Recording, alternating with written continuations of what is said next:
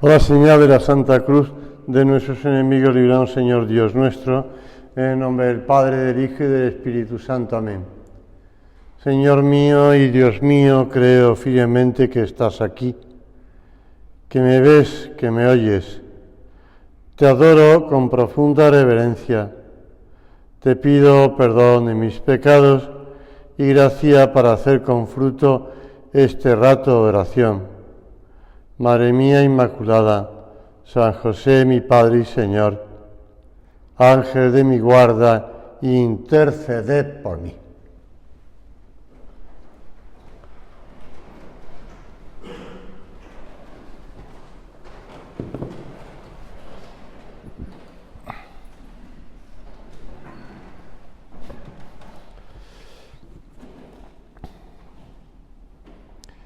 En aquel tiempo Jesús habló así: en verdad os digo, el que no entra por la puerta en el redil de las ovejas, sino que escala por otro lado, ese es un ladrón y un salteador.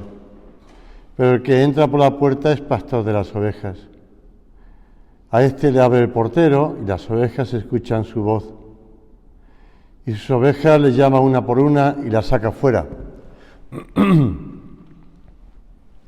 Este modo tan concreto de revelarnos en el Evangelio de San Juan cómo es la solicitud de nuestro Señor Jesucristo por cada uno de nosotros, nos ayuda también a comprender qué es lo que Dios, haciendo o enviando a su Hijo para que se hiciera hombre, haciéndose hombre, ¿qué es lo que buscaba? No solamente nuestra redención, sino además ayudarnos, guiarnos, llevarnos. Cuando ha sacado todas las suyas, va delante de ellas y las ovejas le siguen, porque conocen su voz. Pero no seguirán a un extraño, sino que huirán de él porque no conocen la voz de los extraños. No se entiende que San Juan concretara tanto en su Evangelio lo que Jesús iba diciendo, ¿verdad? O lo que Jesús había dicho. Otros evangelistas, Mateo, Marcos y Lucas, pues evidentemente tenían entraban en menos detalles. Y por supuesto, los discursos que recoge San Juan, pues ellos son más breves. ¿Qué pasa? ¿Que San Juan con el tiempo fue recordando mejor las cosas? No creo, no es por eso, porque con los años se va perdiendo la memoria. Pero como tantas veces se les iría transmitiendo de viva voz a los cristianos de la primera hora, perdón, que él mismo pues ya se lo sabía de memoria. Esto nos ayuda también a orientar nuestra vida en el trato personal con Cristo. Escuchar la voz de Cristo. Y escuchar la voz de Cristo en nosotros, porque Él, como dice el Evangelio, las ovejas escuchan su voz. Y a sus ovejas las llama una por una y las saca fuera. Señor, tú quieres mantener con nosotros ese trato personal, ese trato confiado, ese trato cercano. Por eso es tan importante que nos convenzamos de que la oración es clave en nuestra vida. Es clave.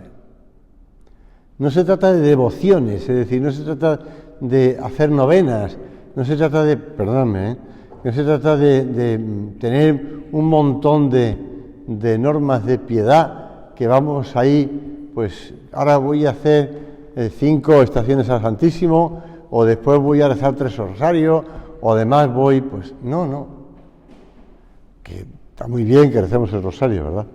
Y que está muy bien que hagamos una visita a Jesús sacramentado cuando pasemos por delante de una iglesia o cuando decidimos que tenemos que hacerla, queremos hacerla. Pero lo importante, muy importante, muy importante es llegar al trato personal con el Señor, a hablarle a Él y a escuchar su voz. En verdad os digo, añade, yo soy la puerta de las ovejas. Todos los que han venido delante de mí son ladrones y salteadores, pero las ovejas no les escucharon. Yo soy la puerta. Yo he venido para que tengan vida y la tengan en abundancia. Después de estas palabras de Cristo, que recoge el Evangelio de San Juan, inspirado por el Espíritu Santo, ojo, porque el Espíritu Santo también está ahí presente. Él también está el autor humano y está el autor divino. Pues leemos las palabras de Juan Pablo II, de San Juan Pablo II, que concreta mucho esto. Y dice, ya lo sabéis, el cristianismo no es una opinión y no consiste en palabras vanas. El cristianismo es Cristo. Es una persona, es el viviente. Encontrar a Jesús, amarlo y hacerlo amar. He aquí la vocación cristiana. Bueno, pues ahí lo tenemos. ¿Por qué dice el Papa no es una opinión? Porque con demasiada frecuencia se ha confundido el cristianismo o la religión católica con una ideología. Una ideología que, porque se ha mezclado con ideologías y entonces pues se ha empeñado tanto en esa ideología y se ha transformado en eso, en ideología. Y ha pasado con el marxismo y ha pasado con otras muchas cosas, o con el nacionalismo, con tal. Entonces, pues se termina desdibujando la figura de Cristo. Y lo que se persigue eso es un ideal, pero que se convierte en ideología. En cambio, como dice Juan Pablo II, San Juan Pablo II, el cristianismo es Cristo. Es una persona, es el viviente, está vivo. Y se trata de acercarnos al Señor y hablar con Él. Y tratarle. Y escucharle. Escucha mi voz, dice San Juan. Bueno, dice Jesús en San Juan. Escucha mi voz. Tenemos que seguir procurando hacer oración. Hablar con Cristo. Hablar con Dios. Dice el Catecismo de la Iglesia Católica, todo lo que Cristo vivió hace que podamos vivirlo en Él y que Él lo viva en nosotros. Vivirlo en Él y que Él lo viva en nosotros. Por eso, nuestra vida es Cristo. Mi vida es Cristo. Y nuestra vida es seguir a Cristo, pero también me gustaba repetir a San José María, ser otro Cristo, el mismo Cristo. Y eso lo vamos palpando en la oración. Es donde vamos poco a poco, pues, aprendiendo a transformar nuestra vida junto con la gracia, porque claro, necesitamos la sangre, ¿no? Necesitamos la sangre de Cristo, que es la gracia divina, que es llamada, que es lo que recibimos con su gracia, en los sacramentos, se nos transforma en Cristo. Señor, que sepamos escuchar tu voz, que sepamos oírte, hablarte. Unos siglos después de Moisés, el profeta Elías, huyendo de la persecución de la reina Jezabel, emprende una vez más el camino hacia el Monte Santo, impulsado por Dios. Y escondido en una cueva, el profeta ve los mismos signos que Moisés había percibido en el monte, en el lugar de la manifestación de Dios en el Éxodo. Ve el terremoto, o percibe el terremoto, el huracán, el fuego, pero Dios no estaba allí. Se le había advertido que Dios iba a pasar, pero Dios no estaba en el terremoto, ni estaba en el huracán, ni en el fuego. Y después del fuego, dice el escritor sagrado, que hubo un ruido como el de una brisa suave. Elías se cubrió el rostro con el manto y salió al encuentro de Dios. Y fue entonces cuando Dios le habló. Lo recoge el primer libro de los Reyes. El texto hebreo dice literalmente que Elías oyó el ruido o la voz de un silencio suave. En la versión griega anterior, de los 70, es decir, según la tradición judía, 70 ancianos habían traducido al griego el hebreo del Antiguo Testamento, o incluso en la Vulgata que tradujo San Jerónimo al latín, han traducido ya no como un silencio suave, sino como una brisa suave. Porque un silencio suave es muy difícil de entender, ¿no? ¿Qué quiere decir un silencio suave? O una voz suave. Ya es mucho mejor, ¿no? Pero realmente también se entiende lo que la expresión silencio que no está vacío, silencio lleno de la presencia de Dios. Pues así escuchamos a Dios. Así escuchamos a Dios en el silencio. Señor, que te busquemos y que te escuchemos. Cuando la cabeza está, pues, y es algo que está muy presente en la sociedad actual, ¿no? Que está constantemente recibiendo input. Y claro, por supuesto, pues los niños también. Los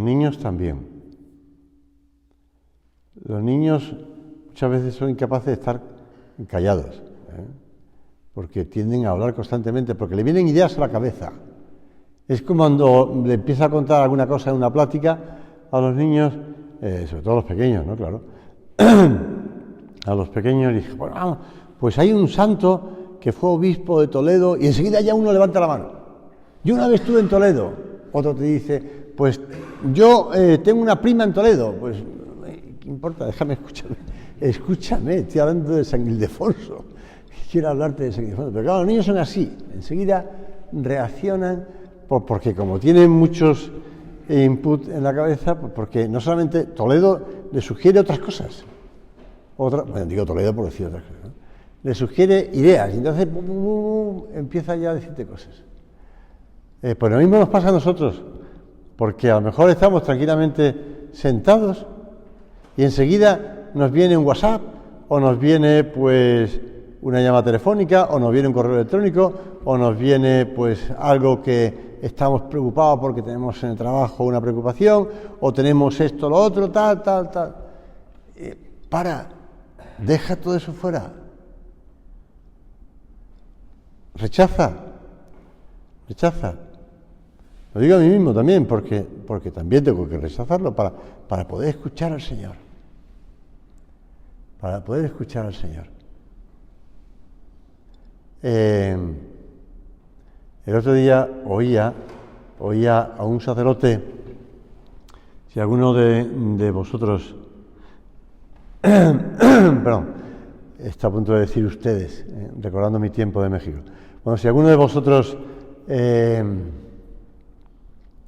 pues escucha esos 10 minutos con Jesús, hay un sacerdote de los que graban los 10 minutos con Jesús que tiene una voz así grave y tal, que vive en Madrid, pero es de origen andaluz. Y este hombre el otro día ya hace un mes y medio o algo así, o 2 meses, me habló de que en internet estaba una sesión que dio para una parroquia de Madrid. Le invitaron, supongo, no sé, porque está en YouTube. Entonces está en la parroquia del Carmen de Pozuelo. Pues se ve que el sacerdote le invitó a dar una sesión a la gente de la parroquia para la oración. Y él cuenta que a veces en la oración se pone a escribir lo que Dios le está diciendo. Es una idea muy interesante porque te dice, bueno, ¿cómo va a escribir lo que Dios le está diciendo? No es que Dios vaya dirigiendo su mano, porque tampoco es eso como el modo de escribir los evangelios. Es decir, el evangelista no escribe, la mano está muerta y el Espíritu Santo le va inspirado y le va escribiendo. No. El evangelista escribe lo que él quiere escribir, pero el Espíritu Santo le va iluminando para que escriba lo que tiene que escribir. Pues lo mismo no es así, es decir, que él no es que se pone con la mano muerta delante de un bloc y el Espíritu Santo le va diciendo cosas. No. Él se calla, por decirlo así, se para y va escuchando a voz. Y entonces lo va poniendo por escrito. Es un modo, que sugiere, que ayuda, porque ayuda a concentrarse en el fondo. Porque enseguida nos pasa como a los niños. Oímos una voz de Dios y enseguida ya saltamos a otras cosas. Párate, escucha al Señor. Escucha la voz de Dios. Paladea las palabras y las acciones del Señor. Cuenta la historia que Voltaire, que realmente pues era una persona que no solamente no tenía fe, sino que además era contrario a las personas con fe. Pues cuentan de Voltaire que cierto día, estando en París, por las calles de París vio pasar una procesión y al llegar frente a él la cruz se quitó el sombrero y el acompañante le dijo, ¿pero cómo? ¿Te has reconciliado con Dios? Y el, vamos a decir así, el pensador, ¿no?, contestó, nos saludamos, pero no nos hablamos. No sé si es cierto o es algo de mito, ¿no? Pero la realidad es que no podemos contentarnos con saludar al Señor, como saludan al Señor los jugadores de fútbol cuando meten un gol, ¿no? Y levantan las manos al cielo, la mirada al cielo, los dedos hacia el cielo, agradeciéndole al Señor el haber metido ese gol o haber parado un penalti, yo qué sé. Pero no nos hablamos, tenemos que hablarnos. Tenemos que hablarnos, es decir, tenemos que entrar en ese trato. Ya sé que el pecado pues nos aparta del Señor y el pecado también nos enfría el trato con el Señor y nos impide, Señor, pues tantas veces dirigirnos a ti y tantas veces pues escucharte. Pero ahí debemos de esforzarnos, también en el pecado. Leí hace unos meses un libro que nunca había tenido ocasión de leer, no sé por qué, pero que son 2 ejercicios espirituales que el Papa San Juan Pablo II, estando en Cracovia, había predicado a jóvenes. Uno siendo obispo auxiliar, y otro siendo después ya arzobispo de Cracovia. Y en uno de ellos habla de la oración del pecador y recurre al Evangelio, claro, como siempre. Y dice, bueno, Señor, pues en la oración el pecador también habla contigo. Incluso para decirles, apártate de mí, Señor, que soy un pecador, como dijo Pedro. O como le decía, pues, el publicano. Pues le va pidiendo perdón. Pues desde el pecado, si quieres, también se puede hacer oración. Cuando estemos, que nos hemos apartado del Señor, o que vemos que el pecado venial pues está también metiendo en nosotros, ¿no?, pues le pedimos al Señor perdón y le pedimos sobre todo, acuérdate de mí, como dice el buen ladrón en la cruz, acuérdate de mí, Señor, no me dejes. no me dejes. Escribía San Ignacio de Antioquía. San Ignacio de Antioquía y otros más son discípulos de los apóstoles, ¿verdad? Con lo cual son los padres apostólicos, así llamados, porque aprendieron la doctrina de la vida de Cristo de boca de los apóstoles, que ya es mucho, ¿no? Pues San Ignacio de Antioquía escribía que quien ha comprendido las palabras del Señor comprende su silencio, porque al Señor se le conoce en su silencio. El silencio de Dios es a menudo para el hombre el lugar, ya digo yo, la posibilidad y la premisa para escuchar a Dios, en vez de escucharse solo a sí mismo. Sin la voz silenciosa de Dios en la oración, el yo humano, añade el Papa Benedicto XVI, el yo humano acaba por encerrarse en sí mismo y la conciencia, que debería ser eco de la voz de Dios, corre el peligro de reducirse a un espejo del yo, de forma que el coloquio interior se transforma en un monólogo, dando pie a 1000 autojustificaciones. No se trata de que vayas hablando solo por la calle, como van algunas personas que van preocupadas por algo y van hablando solos, y a veces se les escapa. Y la gente que se cruza con ellos, pues les escucha, ¿no? Que están hablando solos. No se trata de que hables solo, ni que te vayas justificando, ni que te vayas, pues eso, engañando.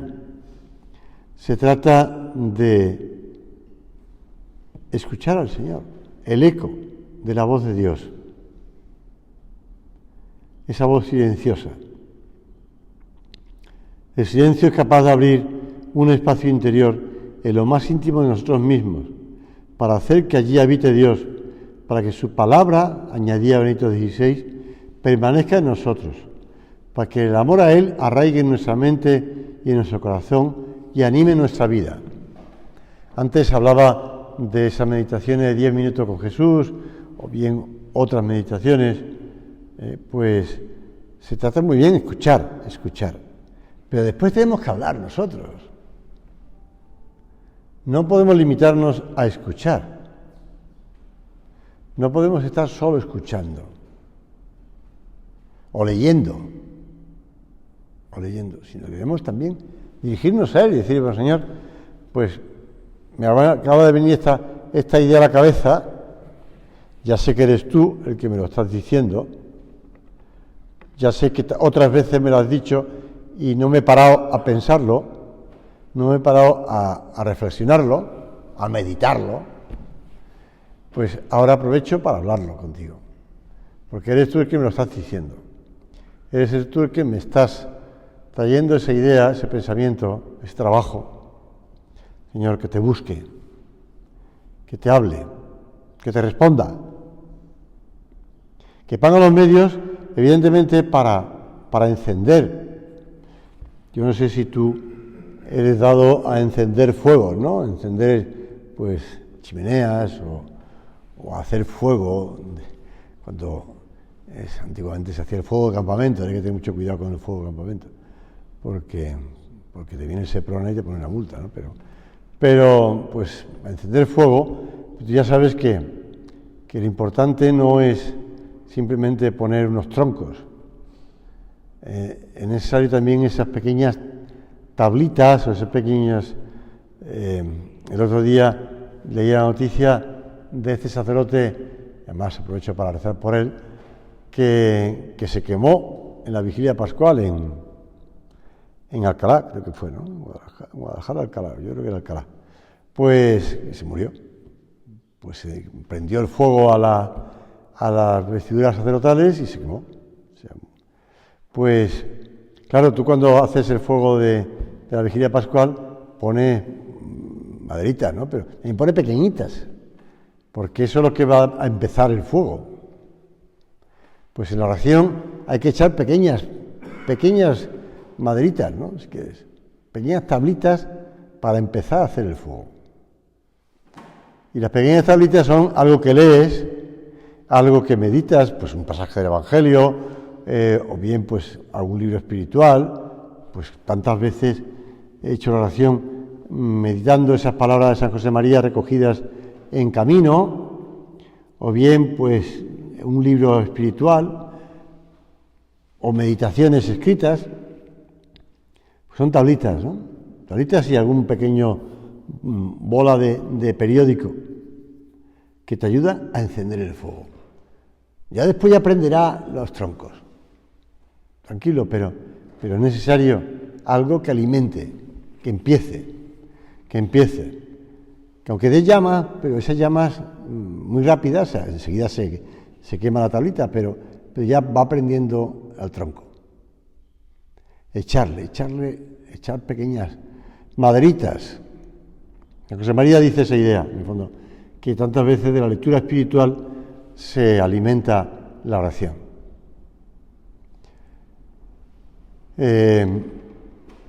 Cuenta de la vida digo, como algunos vivimos cerca o en este barrio de Miasierra, o Monte Carmelo, o por ahí alrededores, pues conocemos la parroquia de Santa Teresa Benita de la Cruz. Santa Teresa Benita de la Cruz, monja carmelita de origen judío, que murió en Auschwitz, pues ella, de nombre, es Edith Stein, además filósofa. Pues cuenta la impresión que le produjo ella, Edith Stein, cuenta la impresión que le produjo ver a una mujer sola rezando en una iglesia católica. Después de recorrer con su amiga, dice el nombre, Pauline Reinac, que fue además en la casa de ella y de su marido donde se convirtió, la parte vieja de la ciudad de Frankfurt, entramos unos momentos en la catedral. Y mientras estábamos allí en respetuoso silencio, también Pauline, o como se diga, Reinac era católica, ¿no? Ya digo que se convirtió Stein en su casa. Una noche, pero bueno, no meto en el asunto. Pues estaba allí rezando en un silencio. Llegó una señora con su cesta de mercado y se arrolló profundamente en un banco para hacer una breve oración. Esto fue para mí algo totalmente nuevo. En la sinagoga, ya te digo que es judía y por tanto antes había estado en sinagogas. Y en las iglesias protestantes a las que había ido, se iba solamente para los oficios religiosos. Pero aquí llegaba cualquiera, en medio de los trabajos diarios, a la iglesia vacía, como para un diálogo confidencial. Esto no lo he podido olvidar. Lo recojo en un libro que se publicó después de que el Papa San Juan Pablo II la canonizara, que se llama Estrellas Amarillas, porque son las estrellas que llevaban los judíos. Bueno, pues eso es lo que tenemos que hacer nosotros, es decir, recogernos a lo largo del día. Yo aconsejo siempre hacer un rato de oración al empezar el día, porque después la vida se complica. Y de luego, si lo dejamos para el final del día, ya eso ya es el acabose, ¿no? Porque es que si vuelves a casa, pues los que tenéis niños pequeños, que sí hay que lavar a los niños, darle de cenar, acostarlos, tal, pues ya estás cansado, ya cenas tú, cansado, ya no tienes ganas de hacer oración ni nada. Y además ya se te echa la noche encima. Mejor por la mañana, pero bueno, a veces hay personas que tienen que empezar a trabajar muy temprano y que a mitad del día, cuando tienen esas horas para comer, salen de la empresa, donde sea, y se van a la iglesia y hacen un rato de oración allí, porque hay iglesias que están abiertas, gracias a Dios, a las 2, o incluso hay gente que asiste a los medios de formación, a los retiros o círculos de formación, pues a esa hora. Y después se toman una ensalada o lo que sea, una comida rápida, y a volver a trabajar.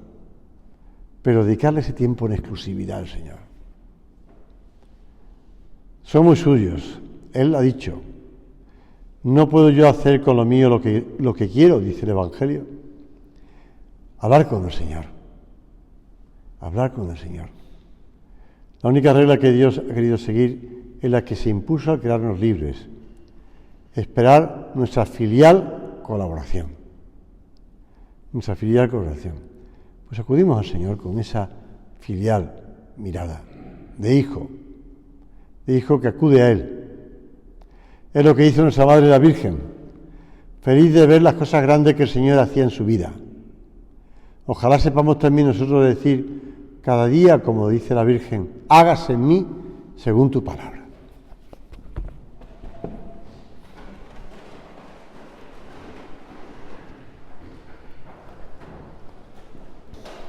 Doy gracias, Dios mío, por los buenos propósitos, afectos e inspiraciones que me has comunicado en esta meditación.